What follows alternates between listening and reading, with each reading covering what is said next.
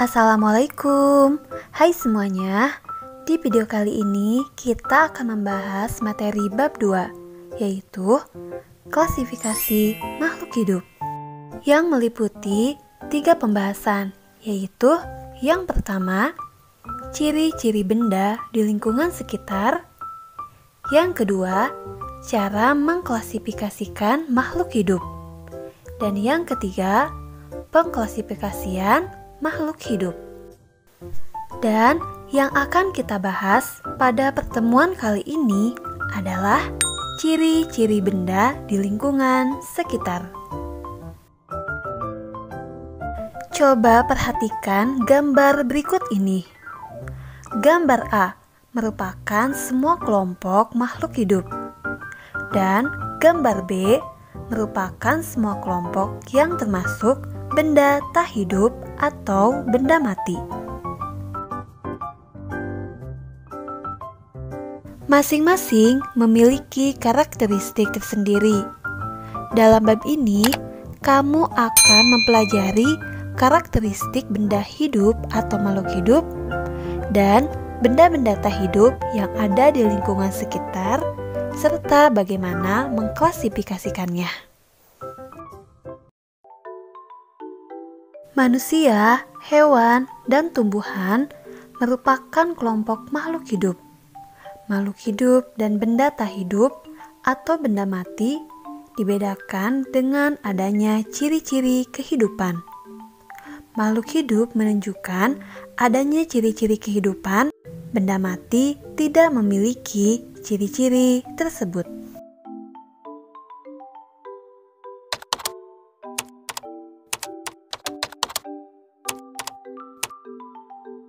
Secara umum, ciri-ciri yang ditemukan pada makhluk hidup adalah bernapas, memerlukan makanan atau nutrisi, bergerak, tumbuh dan berkembang biak atau reproduksi, peka terhadap rangsang atau iritabilitas, menyesuaikan diri terhadap lingkungan, dan mengeluarkan zat sisa atau ekskresi.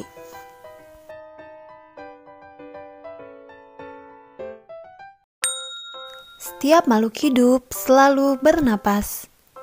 Bernapas adalah proses pengambilan oksigen dari udara bebas serta melepaskan karbon dioksida dan uap air. Makhluk hidup bernapas menggunakan alat-alat pernapasan. Berikut adalah contoh penjelasannya. 1. Manusia. Alat pernapasan paru-paru. 2. Ikan. Alat pernapasan adalah insang. 3. Katak. Alat pernapasannya kulit dan paru-paru. 4. Burung. Alat pernapasan paru-paru dan kantong udara. 5. Belalang. Alat pernapasan trakea. Dan yang keenam adalah laba-laba. Alat pernapasan yaitu paru-paru buku. Apakah tumbuhan juga bernapas? Tentu saja. Tumbuhan mengambil oksigen dari udara bebas melalui stomata dan lentisel. Yang kedua adalah memerlukan makanan atau nutrisi. Untuk beraktivitas, setiap makhluk hidup memerlukan energi. Dari manakah energi tersebut? Untuk memperoleh energi, makhluk hidup memerlukan makanan dan minuman. Selanjutnya, bagaimana tumbuhan memperoleh nutrisi? Tumbuhan hijau daun mempunyai klorofil yang dapat digunakan untuk membuat makanan sendiri dengan fotosintesis. Selanjutnya adalah bergerak. Kamu dapat berjalan, berlari, berenang, dan menggerakkan tangan. Itu merupakan ciri bergerak. Tubuhmu dapat melakukan aktivitas karena memiliki sistem gerak.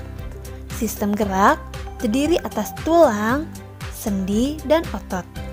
Ketiganya bekerja sama membentuk sistem gerak. Gerak pada manusia dan hewan dapat menyebabkan perpindahan tempat, sehingga disebut gerak aktif. Gerak tumbuhan sangat lambat dan tidak mengakibatkan perpindahan tempat, sehingga disebut gerak pasif. Perhatikan tubuhmu. Samakah tinggi dan massa tubuhmu sekarang dengan tinggi dan massa tubuhmu waktu masih kecil? Tentu saja tidak. Tinggi dan massa tubuhmu akan bertambah seiring pertambahan usia.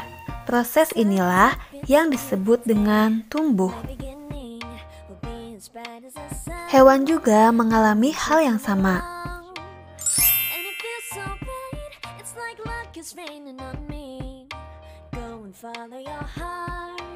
Berkembang biak atau reproduksi. Berkembang biak adalah kemampuan makhluk hidup untuk memperoleh keturunan. Berkembang biak bertujuan untuk melestarikan keturunan agar tidak punah. Sebagai contoh, kamu lahir dari ayah dan ibu. Ayah dan ibumu masing-masing juga mempunyai orang tua yang kamu panggil kakek dan nenek, dan seterusnya. Peka terhadap rangsang. Bagaimanakah reaksi kamu jika tiba-tiba ada sorot lampu yang sangat terang masuk ke mata? Tentu secara spontan kamu akan segera menutup kelopak mata. Dari contoh itu menunjukkan bahwa manusia mempunyai kemampuan untuk memberikan tanggapan terhadap rangsang yang diterima. Kemampuan menanggapi rangsang disebut iritabilitas. Iritabilitas merupakan kemampuan makhluk hidup untuk menanggapi rangsangan. Hewan dan manusia dilengkapi dengan alat indera untuk menanggapi rangsang. Tumbuhan juga mempunyai kepekaan terhadap rangsang yang menghasilkan gerak pada tumbuhan. Rangsang tersebut dapat berasal dari sentuhan, cahaya matahari, air, zat kimia, suhu, dan gravitasi bumi. Menyesuaikan diri terhadap lingkungan. Kemampuan makhluk hidup untuk menyesuaikan diri terhadap lingkungan disebut adaptasi. Contohnya, tumbuhan yang hidup di tempat kering atau sedikit mengandung air memiliki daun yang sempit dan tebal, sedangkan tumbuhan yang hidup di tempat basah atau banyak mengandung air memiliki daun lebar dan tipis. Dan yang terakhir adalah mengeluarkan zat sisa atau ekskresi. Setiap makhluk hidup mengeluarkan zat sisa agar tidak membahayakan dan meracuni tubuhnya. Alat ekskresi pada manusia berupa